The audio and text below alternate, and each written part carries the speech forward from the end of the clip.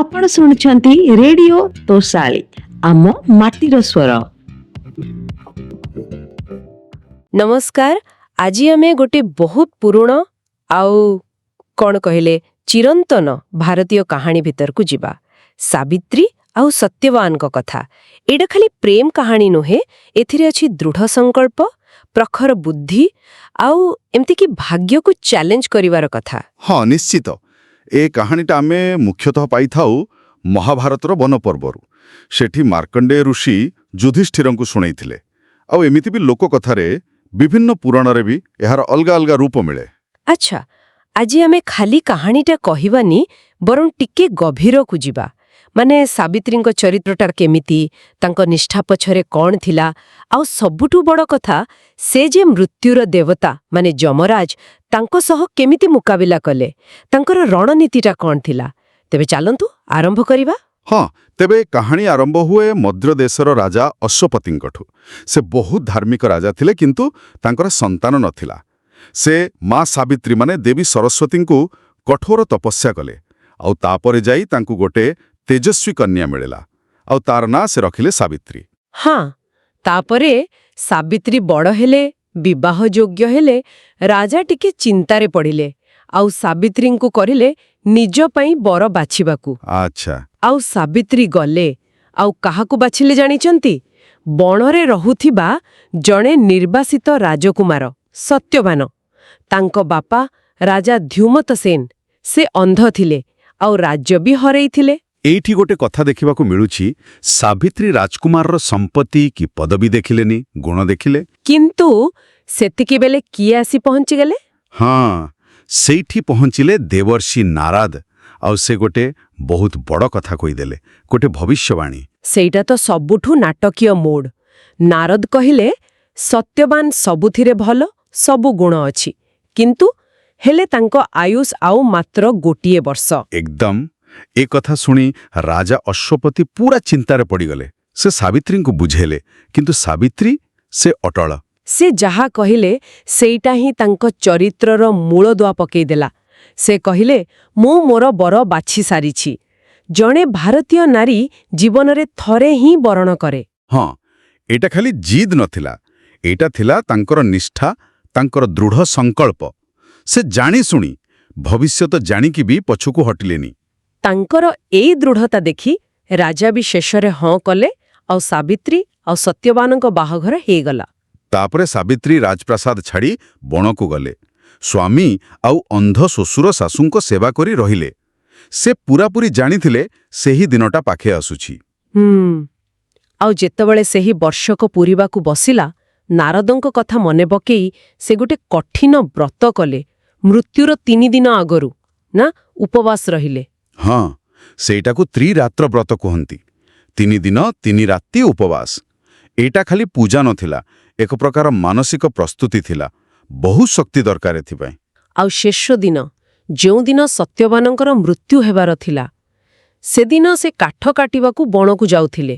ହଁ, ଆଉ ସାବିତ୍ରୀ ଉପବାସ କରି ଦୁର୍ବଳ ଥିଲେ ବି ଜିଦ୍ କରି ତାଙ୍କ ସାଙ୍ଗରେ ଗଲେ। କହିଲେ, ମୁଁ ତମକୁ ଏକୁଟିଆ ଛାଡ଼ିବିନି। ଆଉ ବଣରେ କାଠ କାଟୁ କାଟୁ ସତ୍ୟବାନଙ୍କ ଦେହ ହଠାତ୍ ଖରାପ ହେଲା। ମୁଣ୍ଡ ବୁଲେଇଲା, ଆଉ ସେ ସାବିତ୍ରୀଙ୍କ କୋଳରେ ମୁଣ୍ଡ ରଖି ଚେତା ହରେଇଦେଲେ। ଠିକ୍ ସେଇ ସମୟରେ ସେଠି ପହଞ୍ଚିଲେ ସ୍ୱୟଂ ଯମରାଜ, ହାତରେ ପାଶ ଧରି, ସତ୍ୟବାନଙ୍କ ସୂକ୍ଷ୍ମ ଶରୀର ମାନେ ପ୍ରାଣ ତାକୁ ନେବା ପାଇଁ। ଯମରାଜ ନିଜେ ଆସିଲେ। ଏଇଟା ବି ଗୋଟେ ବଡ଼ କଥା। ସାଧାରଣତଃ ଯମଦୂତ ଆସନ୍ତି। ହଁ, କାରଣ ସତ୍ୟବାନ ବହୁତ ଧାର୍ମିକ ଥିଲେ। ଆଉ ଯମରାଜ ସାବିତ୍ରୀଙ୍କୁ ଦେଖିଲେ, ତାଙ୍କୁ କହିଲେ ବି, ତୁମେ ପତିବ୍ରତ ସ୍ତ୍ରୀ ବୋଲି ମୁଁ ତୁମ ସହ କଥା ହେଉଛି। କିନ୍ତୁ ସେ ସତ୍ୟବାନଙ୍କ ପ୍ରାଣ ନେଇ ଦକ୍ଷିଣ ଦିଗକୁ ଚାଲିଲେ। ଏଇଠୁ ଆରମ୍ଭ ହେଲା ଅସଲ ପରୀକ୍ଷା। ସାବିତ୍ରୀ କ'ଣ କଲେ? କାନ୍ଦିଲେ, ଭାଙ୍ଗି ପଡ଼ିଲେ? ନା, ଆଦୌ ନୁହେଁ। ସେ ନିର୍ଭୟରେ ଯମରାଜଙ୍କ ପଛେ ପଛେ ଚାଲିଲେ। ଯମରାଜଙ୍କ ପଛରେ? ମୃତ୍ୟୁର ଦେବତାଙ୍କ ପଛରେ? ହଁ, ଯମରାଜ ବାରମ୍ବାର ତାଙ୍କୁ ଫେରିଯିବାକୁ କହିଲେ। ମୃତ୍ୟୁଲୋକର ନିୟମ ଅଲଙ୍ଘ୍ୟ, ଯିଏ ଜନ୍ମ ହେଇଛି ତାକୁ ମରିବାକୁ ପଡ଼ିବ। କିନ୍ତୁ ସାବିତ୍ରୀ କହିଲେ, ସ୍ତ୍ରୀର ଧର୍ମ ହେଉଛି ପତିକୁ ଅନୁସରଣ କରିବା। ଯେଉଁଠି ମୋ ସ୍ୱାମୀ ଯିବେ, ମୁଁ ବି ସେଇଠି ଯିବି। ତାଙ୍କର ଏଇ ନିଷ୍ଠା ଆଉ କ'ଣ କହିଲେ, ଧର୍ମଜ୍ଞାନ ଦେଖି ଯମରାଜ ପ୍ରଭାବିତ ହେଲେ। ଆଚ୍ଛା, ଏଇଠି ଯମରାଜ ତାଙ୍କୁ ବରଦାନ ମାଗିବାକୁ କହିଲେ ଗୋଟେ ସର୍ତ୍ତରେ ସତ୍ୟବାନଙ୍କ ଜୀବନ ଛାଡ଼ି ଆଉ ଯାହା ଇଚ୍ଛା ମାଗିପାର। ହଁ ଏବେ ଦେଖନ୍ତୁ ସାବିତ୍ରୀଙ୍କ ବୁଦ୍ଧି। ତାଙ୍କର ପ୍ରଥମ ବରଦାନ ସେ ନିଜ ପାଇଁ କିଛି ମାଗିଲେନି, ସେ ମାଗିଲେ ମୋର ଅନ୍ଧ ଶ୍ୱଶୁରଙ୍କୁ ତାଙ୍କ ଆଖି ଫେରି ମିଳୁ, ସେ ପୁଣି ଦେଖିପାରନ୍ତୁ। କେତେ ବଡ଼ କଥା! ନିଜ ଦୁଃଖ ଭିତରେ ବି ଶ୍ୱଶୁରଙ୍କ କଥା ଭାବିଲେ। ଯମରାଜ ଅଥାସ୍ତୁ କହିଲେ ନିଶ୍ଚୟ। ହଁ ତଥାସ୍ତୁ କହିଲେ, କିନ୍ତୁ ସାବିତ୍ରୀ ଅଟକିଲେନି। ସେ ପୁଣି ପଛେ ପଛେ ଚାଲିଲେ। ଯମରାଜ ଆହୁରି ଆଗକୁ ଗଲେ, ସାବିତ୍ରୀ ପୁଣି ପଛରେ। ଯମରାଜ ବୋଧେ ଟିକେ ବିରକ୍ତ ହେଲେ କି କଣ? ହୁଏତ ସେ ପୁଣି କହିଲେ, ଆଉ ଗୋଟେ ବର ମାଗିନିଅ, କିନ୍ତୁ ଫେରିଯାଅ। ସାବିତ୍ରୀ ଦ୍ୱିତୀୟ ବର ମାଗିଲେ, ମୋ ଶ୍ୱଶୁରଙ୍କର ଯେଉଁ ରାଜ୍ୟ ଚାଲିଯାଇଥିଲା ସେ ରାଜ୍ୟ ତାଙ୍କୁ ଫେରି ମିଳୁ। ପୁଣି ପରିବାର ପାଇଁ, ନିଜ ପାଇଁ କିଛି ନୁହେଁ। ଯମରାଜ ଏଥର ବି ତଥାସ୍ତୁ କହିଲେ। ହଁ କହିଲେ, ତଥାପି ସାବିତ୍ରୀ ଚାଲିଛନ୍ତି ଯମରାଜଙ୍କ ପଛେ ପଛେ। ଏବେ ତୃତୀୟ ବରର ପାଳି। ଯମରାଜ ପୁଣି ଥରେ କହିଲେ, ଆଉ ଗୋଟେ ବର ନିଅ, ଏଥର କିନ୍ତୁ ନିଶ୍ଚୟ ଫେରିଯାଅ। ସାବିତ୍ରୀ ତୃତୀୟ ବରରେ ମାଗିଲେ, ମୋ ବାପା କିଛି ଜାଗାରେ ଶ୍ୱଶୁର ବୋଲି ବି ଅଛି, ତାଙ୍କର ପୁତ୍ର ନାହାନ୍ତି, ତାଙ୍କୁ 100 ପୁତ୍ର ପ୍ରାପ୍ତ ହେଉ ବଂଶରକ୍ଷା ପାଇଁ। ଏଟା ବି ଗୋଟେ ଧାର୍ମିକ କାମନା। ଯମରାଜ ଏହାକୁ ବି ମନା କରିପାରିଲେନି, ତଥାସ୍ତୁ କହିଲେ। କିନ୍ତୁ ସାବିତ୍ରୀ ସେ ଫେରିଲେ ନା, ସେ ସେମିତି ଚାଲିଛନ୍ତି। ଏବେ ଯମରାଜ ବୋଧେ ସତରେ ବହୁତ ପ୍ରସନ୍ନ ହୋଇଗଲେ ତାଙ୍କର ଏହି ଧୈର୍ଯ୍ୟ, ନିଷ୍ଠା ଆଉ ଧର୍ମପରାୟଣତା ଦେଖି। ସେ ଶେଷରେ ଆଉ ଗୋଟିଏ ବର ମାଗିବାକୁ କହିଲେ।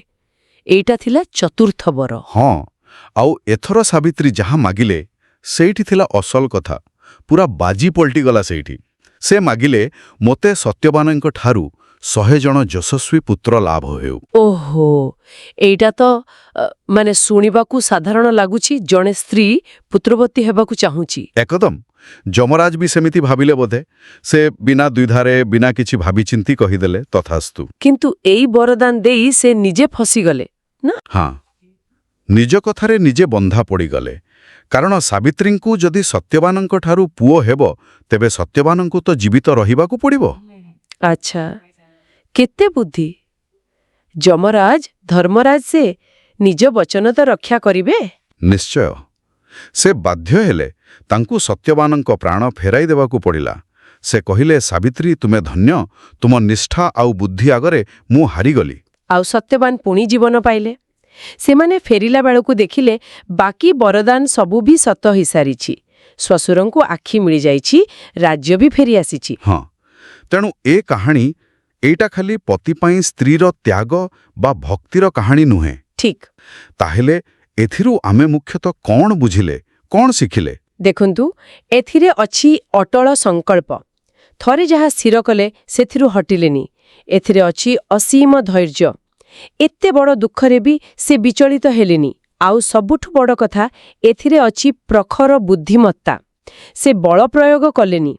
ଯୁକ୍ତି, ଧର୍ମ ଆଉ ବୁଦ୍ଧି ଦ୍ୱାରା ସେ ସ୍ୱୟଂ ଭାଗ୍ୟକୁ, ଏମିତିକି ମୃତ୍ୟୁକୁ ବି ପରାସ୍ତ କଲେ। ଏହାକୁ ହିଁ ବୋଧେ କହନ୍ତି ନାରୀ ଶକ୍ତି। ଯେଉଁ ଶକ୍ତି କେବଳ ବାହୁବଳରେ ନଥାଏ, ବୁଦ୍ଧି, ନିଷ୍ଠା ଆଉ ନୈତିକତାରେ ଥାଏ। ଏକଦମ। ଦେବତାମାନେ ବି ଯାହାକୁ ସ୍ୱୀକାର କଲେ, ନିଜ ଧର୍ମକୁ ପାଳନ କରି, ନିଜ କର୍ତ୍ତବ୍ୟ କରି, କେମିତି ନିଜର ଇଚ୍ଛା ଶକ୍ତି ବଳରେ ନିୟତିକୁ ବି ବଦଳେଇ ହୁଏ, ସାବିତ୍ରୀ ତାହାର ଜ୍ୱଳନ୍ତ ଉଦାହରଣ।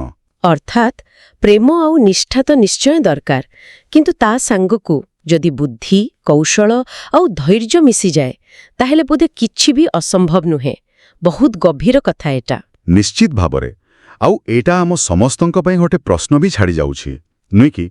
ଆମ ଜୀବନରେ ଯେତେବେଳେ ବାଧା ଆସେ, ଯାହାକୁ ଆମେ ଭାଗ୍ୟ ବା ନିୟତି କହିଦେଉ, ସେତେବେଳେ କେବଳ ହାତ ବାନ୍ଧି ବସିବା ବଦଳରେ ସାବିତ୍ରୀଙ୍କ ପରି ବୁଦ୍ଧି, ଦୃଢ଼ତା ଆଉ ସଠିକ୍ କୌଶଳ ଲଗେଇ ସେ ପରିସ୍ଥିତିକୁ ବଦଳିବା ଚେଷ୍ଟା କରିବା କେତେ ଦୂର ସମ୍ଭବ? ବହୁତ ଭଲ ପ୍ରଶ୍ନ। ଏହି କାହାଣୀ ଆଉ ଏହାର ବିଭିନ୍ନ ଦିଗ ବିଷୟରେ ଶ୍ରୋତାମାନଙ୍କର ମତାମତ କ'ଣ, ସେମାନେ ନିଶ୍ଚୟ କମେଣ୍ଟରେ ଜଣାଇ ପାରିବେ। ଆଜି ପାଇଁ ତେବେ ଏତିକି, ପୁଣି ଦେଖାହବ। ଆପଣ ଶୁଣୁଛନ୍ତି ରେଡିଓ ତୋଷାଳୀ, ଆମ ମାଟିର ସ୍ୱର।